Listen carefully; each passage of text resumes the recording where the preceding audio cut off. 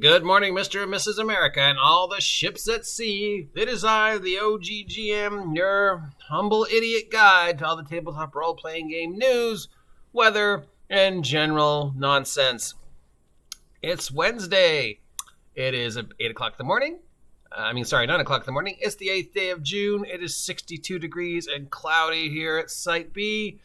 Time to take a look at all the crowdfunding-y, Kickstart-y stuff that is coming to an end. All the final projects are coming to an end this week, but it's still not too late. If anything I mention that sounds interesting to you, please reach out to either, Kickstarter or your friendly local game store and ask them to look into it for you. Okay.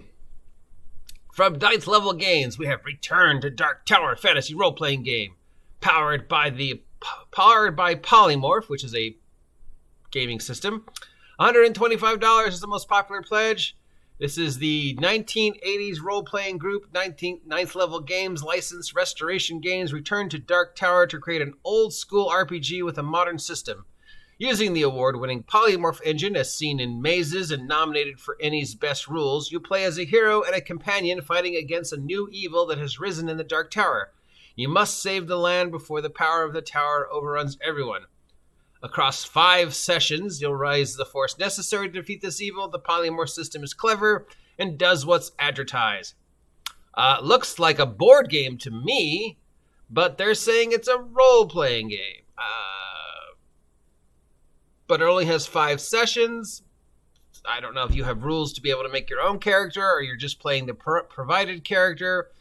It really looks like a board game. So I guess it's sort of one of those hybrid role-playing board games with a beginning, I don't know. $125 though. Oof. I mean, it's Return to Dark Tower is a familiar sounding name enough. I know about it. But $125 for basically a 5-part board game.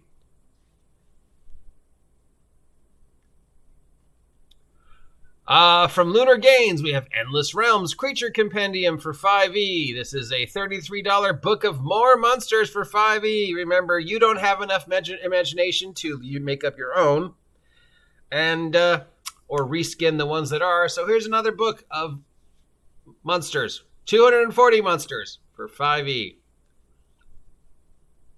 From Sin Nominee, we have The Atlas of the Later Earth. This is for Worlds Without Number. It's $60 is the most popular pledge. It expands upon the World Without Number and talks more about the actual campaign setting. Worlds Without Numbers, like Stars Without Numbers, is amazing for world design and rules and ideas and tables to build your world. But the actual system is basically just an OSR clone, and you don't really get into as much of the actual world of World Without Numbers or Stars Without Numbers. So this is an expansion that actually presents more of the fantasy world that the Worlds Without Number book is set in. Worlds Without Number and Stars Without Number are both great source books if you're looking for things to help you design stuff. From Alan Tucker, we have Incredible Items. This is a Dungeons & Dragons source book for $15. It comes with a free sampler. It's 150 new magic items for 5e. From Soul Muppet Publishing, okay, you win this week's prize for Best Name for a Game Company. We have Gangs of Titan City, Grim Dark Urban Role-Playing. Urban role-playing is enough for me to know that this is going to be sort of a dark, gritty game. Grimdark Urban Role-Playing, how's it different than normal Cyberpunk? $40 is the most popular pledge. You play thugs looking to rise to the top of the underworld in a grim, dark future inspired by Judge Dredd, Altered Combo, Blade Runner, Mad Max, and Blades in the Dark. It's powered by the Apocalypse game. So post-apocalypse future gangsters. From Pizza Games, okay, you also win for best name for a company. Shakedown City. It's an original system. It's a zine. $15 is the most popular pledge. If you're looking for another role-playing game about a crime where you create a city full of criminals and have gang wars, This is a GM-less single session role-playing game that uses a deck of cards. A GM-less, no GM. Basically, you're playing by yourself. You play it in one session, role-playing zine for $15. Again, I don't see the point of single session one-shot games. I buy it, I use it, I can never use it again. Will it Mission Impossible self-destruct once I turn the last pages? You know, there's like the little voice comes on, this game will self-destruct in 5 seconds, and then dun dun, and just GM-less. I mean, solo role-playing or just a game you can play by yourself when you're bored. I'm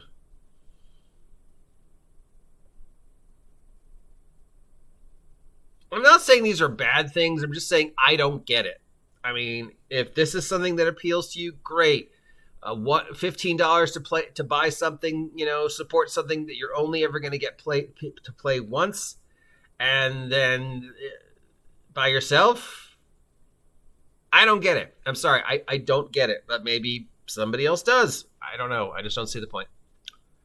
Darren Drader Designs gives us Reign of Discordia 2nd Edition. This is a Dungeons & Dragons 5th Edition core rulebook. $45 is the most popular pledge. It's a new edition of Reign of Discordia.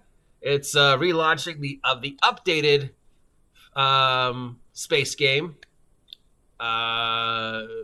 dealing with a Star Wars-like universe where a fallen empire and characters running around space trying to eke out an existence in a space that is slowly crumbling as the civilization is slowly falling back to the chaos kind of thing. From Astrolich, we have Cyborg, Too Fast to Live, Too Young to Die. This is a RPG zine. Most popular pledge is $15. It's adding to the Cyborg role-playing game, which was a take on the Mork Borg 2021 best game of the year winner idea. So Cyberpunk Mork Borg, this is expanding upon the Cyberpunk Mork Borg idea. More tables, more hazards, more fun things to do in the Cyberpunk Cyborg Mork Borg universe. Plus, I like the name Astrolich. And wow, that's it. Wow. Yeah. Short week. Weird. Okay.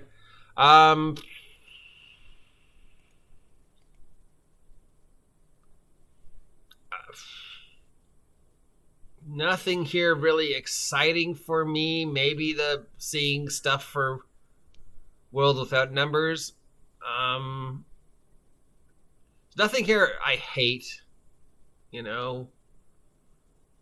Nothing here I really love. There's a couple I don't get. Not to say there's not an audience for these, because obviously there is. Otherwise, people wouldn't keep making them. I just don't see the appeal. I mean, I can understand the idea of Return to Dark Tower. You don't have a lot of time to get your group together, so you want something quick, fast, you can play. And then once you're done playing, if you can't get together again for a couple weeks, great, fine. It's just this self-contained board game, role-playing game, whatever. I understand that. I don't understand the solo play GMS single session game. You couldn't just download a video game? I mean, Diablo Immortal's free right now. But that's just me. Maybe there are other people who get it. I don't know. Maybe I'm an idiot. We know I'm an idiot. Anyways, that's it for all the crowdfunding that are coming to an end this week. If any of these sound like something you want to support, go over to Kickstarter.com or GroupFunder.com or ask your friendly local game store to look into it. That's it for today. Till next time, I have been the OGGM. Get out of my dark tower, you damn kids! See ya.